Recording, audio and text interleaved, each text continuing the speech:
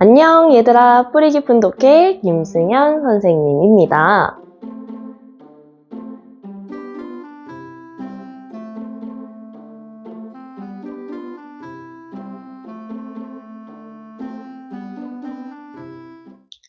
자, 얘들아, 우리 지난 시간 그리고 지지난 시간까지 총 2주에 걸쳐서 고구려에 대해서 좀 알아봤잖아요. 일단 첫째 주에는 광개토 대왕을 중심으로 우리 고구려가 어떻게 강한 국가로 성장하게 됐는지 살펴봤었고, 또 그 다음 주, 그러니까 두 번째 시간이죠. 두 번째 시간에서는 이 민족의 방파제로서 고구려가 어떻게 이제 수나라와 당나라를 물리쳤는지 그런 과정을 꼼꼼히 좀 살펴봤습니다.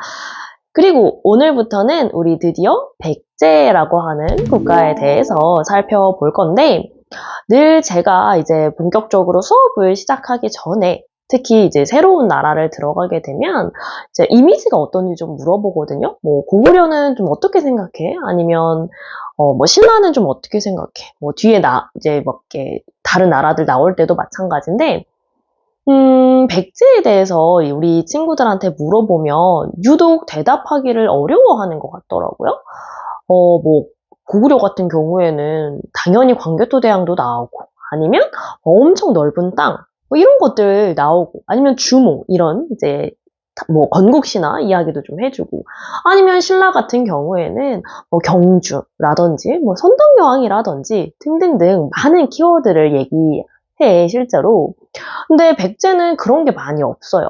아마도 기록이 이제 많이 남아있지 않았을 뿐더러 우리가 평소에도 다양한 컨텐츠로 접하기가 좀 어려운 것 같아.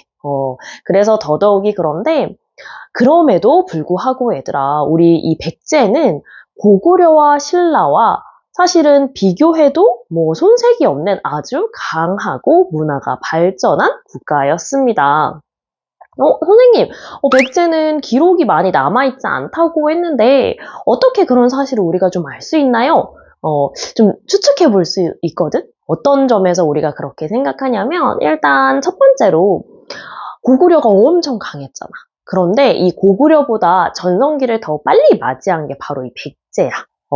그리고 이 백제는 그 시기에 고구려와 전쟁을 이제 치르게 되는데, 그 강한 고구려를 상대로 얘들아 승리를 하고, 심지어 고구려의 왕을 전쟁 중에 죽이기까지 하거든요. 그러니까 이런 기록들을 보면 백제도 진짜 강한 국가였구나 라는 사실을 우리가 추측해 볼 수 있다는 거지. 또 그것뿐만 아니라 이번 주에 여러분들이 읽을 책이 칠지도에 관한 책인데요. 이 칠지도를 만들 수 있다는 것은 백제가 엄청난 발달된 문화를 갖고 있었다는 거거든. 물론 이 내용은 우리가 수업 시간에 좀 더 자세히 볼 거지만요. 어쨌든 웬만한 기술력으로는 그런 걸 만들 수가 없다는 거야. 그러니까 그런 게 지금까지 쭉 남아있는 걸 보아하니, 백제도 정말 멋있고 강한 국가였구나라는 사실을 알 수 있다는 겁니다. 자, 그러면 이 백제가 어떻게 해서 이 고구려보다도 더 먼저 이렇게 강한 국가로 그럼 성장을 할 수 있었느냐? 오늘 영상의 가장 중요한 부분인데, 바로 한강 때문입니다. 한강. 여러분들이 생각하는 그 한강 맞아요. 어떤 친구가 물어보더라고. 선생님, 한강이 그때도 있었어요? 그럼요, 당연하죠. 그때 있었을 뿐만 아니라 얘들아, 한강이 진짜 중요한 역할을 했거든요. 사실 여러분, 우리 이제 좀 초반에 배운 내용 살짝 다시 한번 떠올려 보면, 그거 기억나? 우리 백제 건국신화 있잖아. 막 원조가 한강 근처에 나라를 세워서 되게 막 풍요로운 국가를 세웠다. 이렇게 배웠던 거, 그죠? 그게 사실은 진짜 핵심 포인트인데, 바로 한강이 중요한 이유야.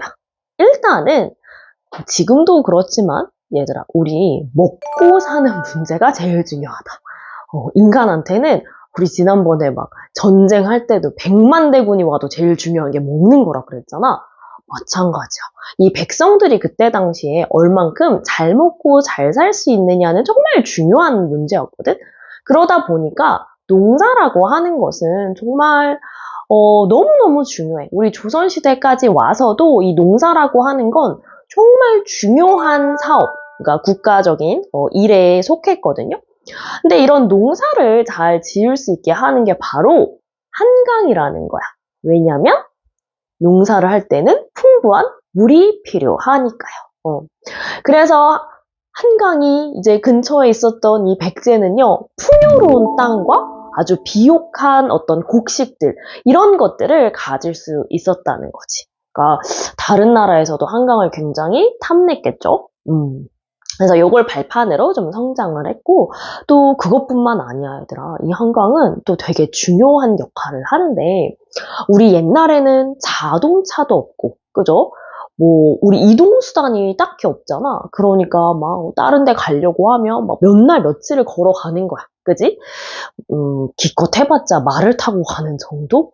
그러니까 이동수단이 너무너무 불편한데, 그러다 보니까 옛날부터 우리가 잘 이용하던 이제 이동수단이 바로 배입니다. 배. 무거운 물건을 싣고 나르는데 배만한 게 없는 거야. 그러니 이 배가 다닐 수 있는 강이 있다는 건 진짜 아주 소중한 거였겠죠? 그래야 물건을 이 국내에서도, 지금은 백제니까 백제 내에서도 잘 옮길 수 있었을 거야. 우리 뭐 나중에 이제 조선시대까지도 그래서 이 한강이라고 하는 걸 통해서 얘들아, 많은 이 백성들의 세금을 걷기도 하고, 또 반대로 이 국내에서 어떤 물건을 이동시킬 때 아주 중요한 수단이 되기도 하거든요. 그러니 이 백제에서도 정말 한강이라고 하는 게 아주 큰 역할을 했던 거지. 그치. 그리고 이것뿐만 아니야. 이 이동수단으로서 이 배를 사용한다는 게 또 반드시 국내에만 국한되는 건 아니거든요. 그러니까 해외도 나갈 수 있는 거야. 사실은 여러분 이제 우리 삼국의 지도를 보면 신라라고 하는 국가는 백길이 통할 때가 많이 없어. 그러다 보니 이제 굉장히 고립되어 있지. 그럼 안 좋은 점이 뭐냐면 다른 나라랑 교류하는 게 힘들어요. 자, 그런데 이 백제는 한강이 있고, 또 그게 사실은 이제 중국과 연결될 수 있는 이 통로가 될 수 있는 거야. 그래서 중국의 발달된 문물들을 굉장히 빠르게 받아올 수 있었습니다. 그래서 다른 나라와 교류를 많이 할 수 있었어. 이건 진짜 중요한 거야, 얘들아. 사실은 다른 선진 문물, 즉 뛰어난 문물을 받아들여 올 수 있다는 건 그만큼 우리도 발전을 빨리 할 수 있다는 거거든요. 그러다 보니까 농사하는 데 도움도 되지. 그리고 배를 통해서 어떤 국내에서 물건을 이동할 때도 엄청 이제 도움이 되지. 게다가 다른 나라랑 교류를 할 때도 무척 도움이 되지. 쓰리콤보지, 쓰리콤보. 그죠? 그래서 이런 한강을 이제 끼고 있었던 우리 백제가 가장 빠르게 발전을 했다는 것입니다. 자, 그러다 보니 아무래도 다른 국가에서도 얘들아 이 한강 유역을 차지하려고 굉장히 노력을 많이 하거든요. 그래서 우리 지난 시간에 광개토대왕 살짝 봤을 때 이 광개토대왕이 영토를 확장하면서 한강의 이제 북쪽 땅을 차지했다. 이런 얘기도 우리 살짝 봤었잖아. 그리고 나중에 우리 신라도 이 한강을 차지하게 되는데 그때마다 이 국가가 엄청 번성하고 전성기를 맞이하게 된다는 사실 같이 기억해 주시면 좋겠습니다. 그래서 오늘은 얘들아 요게 이제 포인트고요. 근자감에 보면은 이제 한강의 역할을 이렇게 조금 정리해 놓으라고 하는 부분이 있거든. 그래서 선생님이 지금 이야기한 걸 토대로 나름 여러분들의 문장을 사용해서요. 3가지 조건, 그러니까 장점이죠. 그거를 이렇게 정리를 해주시면 좋겠습니다. 자, 오늘의 영상은 여기까지고요. 오늘 영상은 좀 간단하다, 그죠? 지난 시간에 선생님이 영상을 너무 길게 올려서 원성이 굉장히 자자했어. 그래서 오늘은 짧고 굵고 간결하게 딱 이제 한강의 이제 장점만 전달을 해보려고 노력을 했는데 어땠는지 모르겠어요. 꼼꼼히 이제 정리 한번 해보시고요. 우리 다음 주에 수업에서 만납시다. 안녕.